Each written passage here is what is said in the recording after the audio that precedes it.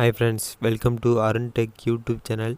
So இந்த வீடியோவில் எதை பற்றி பார்க்க போகிறோம்னா உங்களோட ரெட்மி மொபைலில் உங்களோட மியூசிக் அப்ளிகேஷனில் எப்படி டார்க் மோடை எனேபிள் பண்ணுறது சொல்லிட்டு தான் இன்றைக்கி வீடியோவில் பார்க்க போகிறோம். இன்றைக்கி வீடியோக்குள்ளே போகிறோம் சேனலை சப்ஸ்கிரைப் பண்ணாதவங்க சப்ஸ்கிரைப் பண்ணிக்கோங்க. பக்கத்தில் பெல் ஐக்கான் இருக்கும், அதையும் ப்ரெஸ் பண்ணிட்டா நான் எப்போ வீடியோ போட்டாலும் உடனுக்குடன் உங்களுக்கு நோட்டிஃபிகேஷன் வந்துடும். வாங்க இன்றைக்கி வீடியோக்குள்ளே போகலாம்.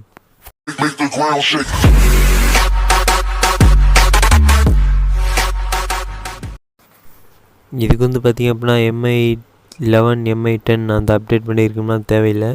உங்களோட ப்ளே ஸ்டோர் போயிட்டு MI மியூசிக் அந்த அப்ளிகேஷனை மட்டும் அப்டேட் பண்ணியிருக்கீங்களான்னு செக் பண்ணிக்கோங்க.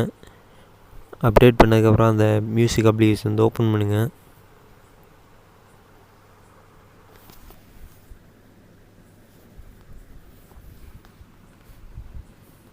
ஓப்பன் பண்ணால் பார்த்திங்க அப்படின்னா இந்த டாப் கார்னரில் இந்த அட்ஜஸ்ட் பண்ணுற மாதிரி 3 டாட் மாதிரி கொடுத்துருப்பாங்க, அதை கிளிக் பண்ணுங்கள்.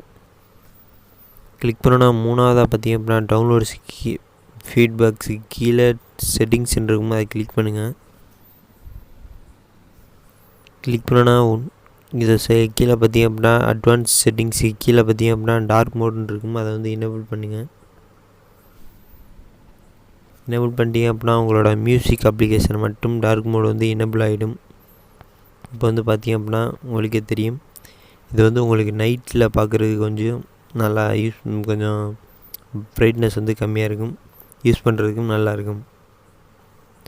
எல்லாருமே யூஸ் பண்ணி பாருங்கள்.